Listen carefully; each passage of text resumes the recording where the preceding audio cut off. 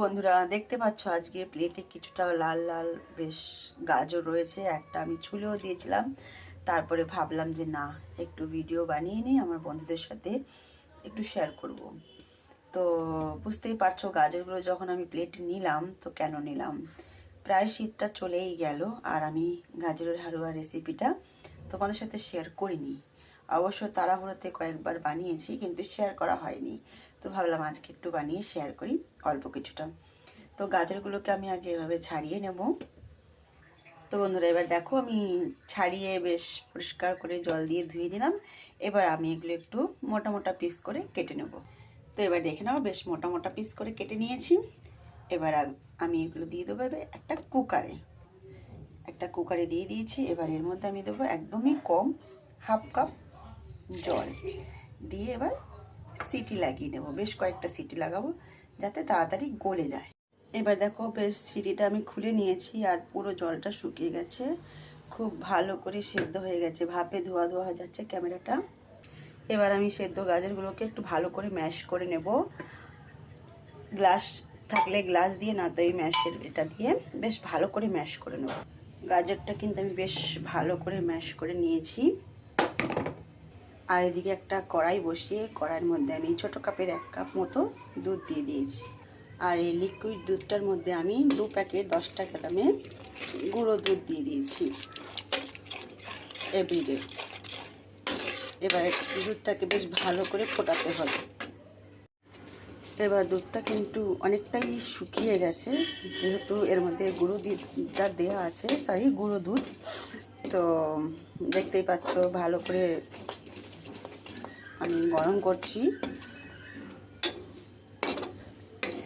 অবশ্য আমাদের ঘরে গাজরের হালুয়াটা কেউ সেরকম পছন্দ করে না, শুধু আমার ছেলে পছন্দ করে, তাই আমার ছেলের জন্য বানানো, বাকি অত কারো পছন্দ নয়। তো এবার এর মধ্যে দিয়ে দিচ্ছি ম্যাশ করে রাখা গাজরগুলো। দেখো সাদার মধ্যে অরেঞ্জ অরেঞ্জ গাজরটা দেওয়াতে কত সুন্দর লাগছে, তাই না? বাকিটাও দিয়ে দিই।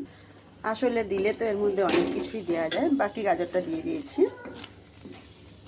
বলে না যত গুড় তত মিষ্টি, এতে দিলে অনেক কিছুই দেওয়া যায়, কিন্তু আমি যখন যেটা ঘরে থাকে ঠিক সেই উপকরণটা দিয়ে বানানোর চেষ্টা করি। সবসময় তো আর কিনে আনা সম্ভব হয় না। হয়তো আমার রাত 12টাতে কিছু বানানোর মন করলো আর আমি যাবো দোকানে, তখন তার দোকানটা খোলা পাবো না।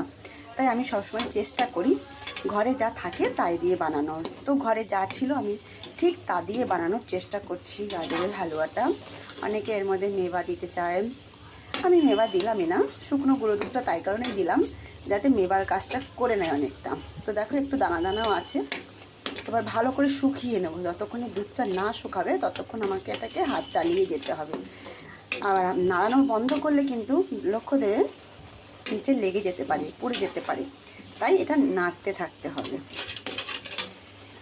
ভিডিওটা স্কিপ না করে পুরো ভিডিওটা দেখার চেষ্টা করবে।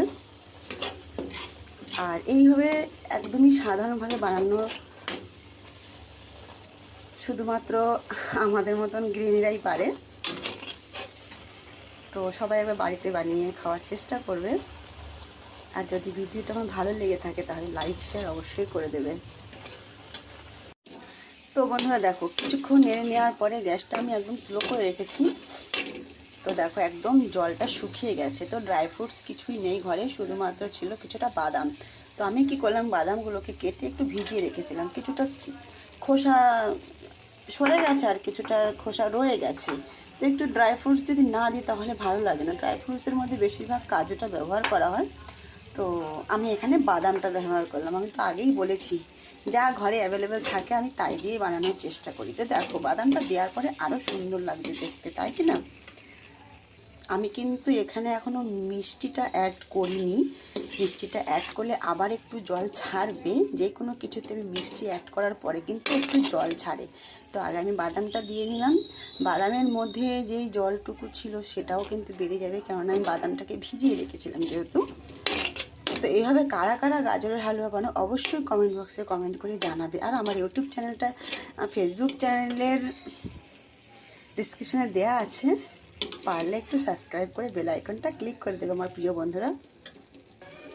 এবার আমি চিনি অ্যাড করছি পরিমাণ মতো, এতে চিনি অ্যাড করছি। যারা বেশি মিষ্টি খায় তারা একটু বেশি দিতে পারবে, আর যারা কম খায় তারা একটু কম দিলেই চলবে। তো নিজেদের পরিমাণ হিসেব মতোই মিষ্টিটা এর মধ্যে অ্যাড করবে সবাই। আমি আমার পরিমাণ মতন অ্যাড করলাম। এইবার মিষ্টিটা দেওয়ার পরে আবার কিছুক্ষণ একটু নেড়ে ছেড়ে নেব। তো বন্ধুরা দেখো ফাইনালি আমার গাজরের হালুয়াটা তৈরি হয়ে গেল। ঘরে যা যা উপকরণ ছিল একদমই সিম্পলভাবে আমি তৈরি করলাম, কোনো মেবা টেবা এর মধ্যে পড়েনি। তোমরা চাইলে বাজার থেকে মেবা এনেও বানাতে পারো, এইভাবে অনেক তাড়াতাড়ি হয়। গাজরটাকে যদি কদ্দুকস করা হয় তো অনেক টাইমও লাগে, অনেক খাটনি হয়। তো আমার মতো এইভাবে সিম্পল রেসিপি যদি তোমরা দেখতে চাও তো আমার চ্যানেলটাকে ফলো করো, আর ইউটিউব চ্যানেলটাকে সাবস্ক্রাইব করতে ভুলো না। সাবস্ক্রাইব করে বেল আইকন ক্লিক করে দাও। এইভাবে ভালোবাসা দিয়ে পাশে থেকো। আমিও এইভাবে সিম্পল রেসিপি তোমাদের সামনে নিয়ে হাজির হব। তো কেমন লাগলো অবশ্যই কমেন্টের মাধ্যমে জানাবে। টাটা, বাই বাই, ধন্যবাদ।